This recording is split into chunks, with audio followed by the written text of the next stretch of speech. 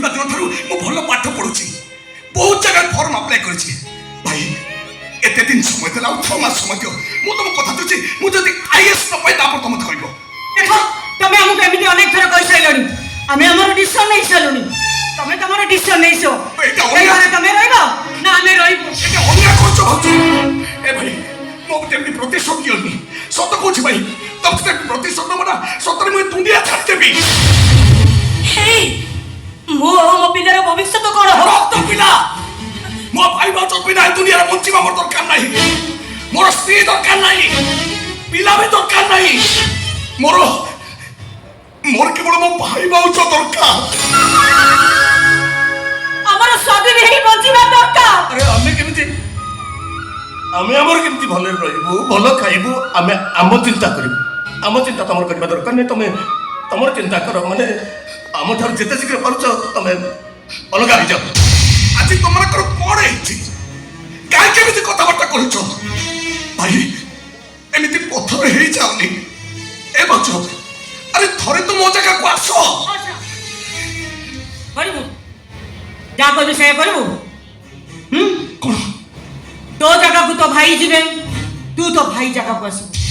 ତୁ ଯାହା କହିବୁ ତୋ ଭାଇ ମାନିବେ, ତୋ ଭାଇ ଯାହା କହିବେ ତୁ ମାନିବୁ। କିଛି ବୁଝିପାରିଲିନି। ଆଜି ତ ତୁ ହବ ହରିଶ, ତୋ ଭାଇ ହେବେ ଚନ୍ଦ୍ର। ହରିଶ ଯାହା କହିବ ଚନ୍ଦ୍ର ମାନିବ, ଚନ୍ଦ୍ର ଯାହା କହିବ ହରିଶ ମାନିବ। ଶୁଣ, ଘର ଛାଡ଼ି ଯିବା କଥା କହିଲେ ତମେ ଜମା ବି ରାଜି ହବ? ହରିଶ ହରିଶ, ଆରେ ତମକୁ ଶୁଭୁଛି ନା ନାଇଁ? ଭାଇ ଭାଉଜ ପରେ ତମକୁ ଡାକୁଛନ୍ତି। ତୁ ହଉଛୁ ହରିଶ, ମୁଁ ହଉଛି ଚନ୍ଦ୍ର। କଣ କହିଲେ ତ କରିବୁ ବୋଲି ରାଜି ତ? ଷ୍ଟାର୍ଟ କର। କହିଲି ନା ଷ୍ଟାର୍ଟ ବୋଲି? ଷ୍ଟାର୍ଟ।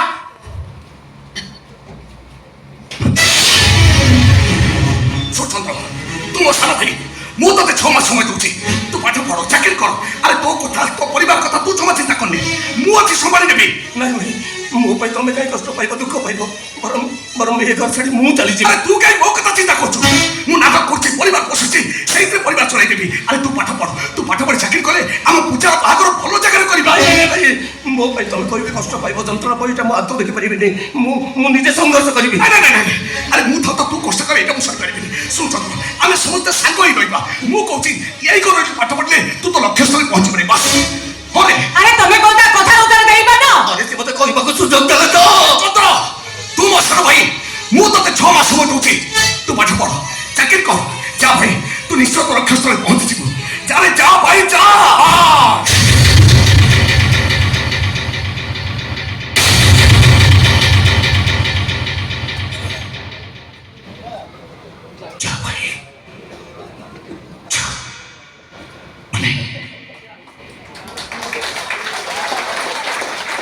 ଚରିତ୍ର ଭାଇ, ତୁ ଚନ୍ଦ୍ରକୁ କହିଛୁ ନା ଯା ଭାଇ, ଯା ବୋଲେ।